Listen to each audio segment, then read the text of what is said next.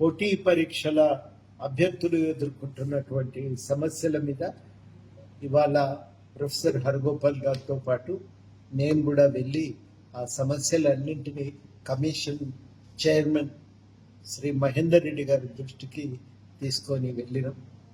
మహేందర్ రెడ్డి గారు అన్ని విషయాలపైన మేము మాట్లాడినవి చాలా సీరియస్గా విన్నారు. చాలాసేపు ప్రొఫెసర్ హరగోపాల్ గారు విద్యార్థుల్లో ఉన్నటువంటి ఆవేదన ఆందోళన గురించి వివరించారు.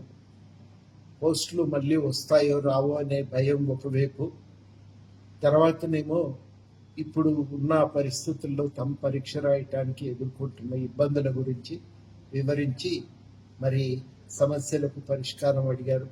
గ్రూప్ 1లో కొంత సంఖ్య పెంచటం, నిష్పత్తిని 1:100 పిల్లలు అడుగుతున్న విషయాన్ని చైర్మన్ గారికి వివరించారు. 1:100 ఇవ్వటానికి అవకాశాలను పరిశీలించాలని కూడా గట్టిగా కోరిండ్రు. వారితో పాటు నేను కూడా ఈ విషయాలపై మాట్లాడినా. అట్లాగే డిఎస్సిను గ్రూప్ 2కు మధ్యన ఎక్కువ సమయం లేనందున డిఎస్సిని కొంత వాయిదా వేయాలనేటువంటి మాట కూడా వారికి చైర్మన్ గారికి వివరించడం జరిగింది.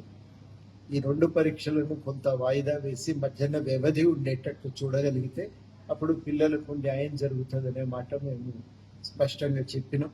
వీటన్నింటి మీద చైర్మన్ గారు కూలంకుషంగా చర్చించి ఆలోచించి నిర్ణయం తీసుకుంటామనే మాట మాకు చెప్పారు. ఆ మాట మీ అందరికీ కూడా, విద్యార్థులందరికీ కూడా మేము చెప్పదలిచింది ఏంటంటే, సమస్యల మీద మేము క్రియాశీలకంగా స్పందిస్తూ ఉన్నాం. సమస్యల స్వభావాన్ని బట్టి, దాని తీవ్రతను బట్టి ఎప్పటికప్పుడు దానిపై స్పందిస్తూనే ఉన్నాం.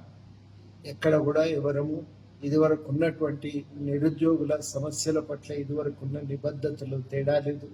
తప్పకుండా ఆ విషయాలపై మా వంతుగా మాకు తోచిన కృషి పరిష్కారానికి, నిరుద్యోగుల సమస్యల పరిష్కారానికి మాకు తోచిన కృషి మేము చేస్తూనే ఉన్నాం. తప్పకుండా మా వంతుగా మా బాధ్యతను నిర్వర్తిస్తామని కూడా ఈ సందర్భంగా హామీ ఇస్తున్నాం.